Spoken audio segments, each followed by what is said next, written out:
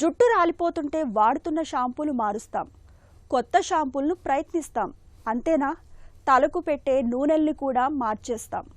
వీటితో కూడా ఫలితం లేకపోతే స్నానానికి వాడే నీళ్లు బాగోలేవనో, వాతావరణ కాలుష్యమనో సరిపెట్టుకుంటాం.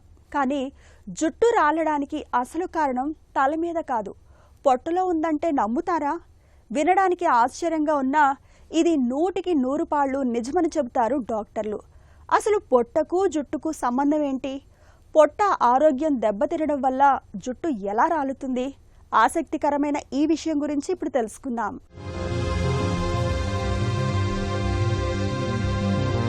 పొట్ట బాగుంటేనే జుట్టు ఆరోగ్యంగా ఉంటుంది.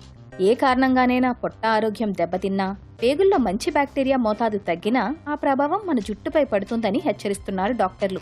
వేలాపాలా పాటించకుండా తినడం, జంక్ ఫుడ్స్ ని అతిగా తీసుకోవడం, తీవ్రమైన మలబద్ధకం, అజీర్ణం, గ్యాస్ ట్రబుల్ వంటి జీర్ణకోశ సమస్యల మూలంగా పొట్టలో మంచి బ్యాక్టీరియా మోతాదు తగ్గుతుంది. ఇది అంతిమంగా మన జుట్టు ఆరోగ్యంపై ప్రభావం చూపుతుంది. మన వెంట్రుకల్లో 95% కెరాటిన్ అనే ప్రోటీన్ ఉంటుంది. ఇది తయారు కావడానికి iron, zinc, biotin, vitamin D చాలా అవసరం.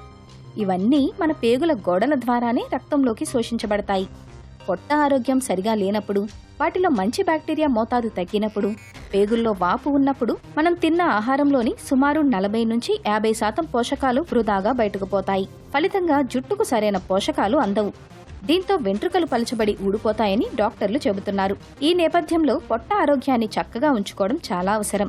నిర్ణీత వేళకు తినడాన్ని అలవాటు చేసుకోవాలి. జంక్ ఫుడ్స్, ఫాస్ట్ ఫుడ్స్ కి దూరంగా ఉండాలి. ఏది పడితే అది తినేస్తూ పొట్టను చెత్త కుప్పలా మార్చకూడదు. ఒత్తిడిని తగ్గించుకోవాలి. అన్ని పోషకాలు లభించేలా సమతుల ఆహారాన్ని తీసుకోవాలి. రోజుకు 7 నుంచి 8 గ్లాసుల నీళ్లను తప్పనిసరిగా తాగాలి. తగినంత నిద్రపోవాలి. ముఖ్యంగా విటమిన్ డి, B12, ఐరన్ పోషకాల కొరత లేకుండా చూసుకోవాలి.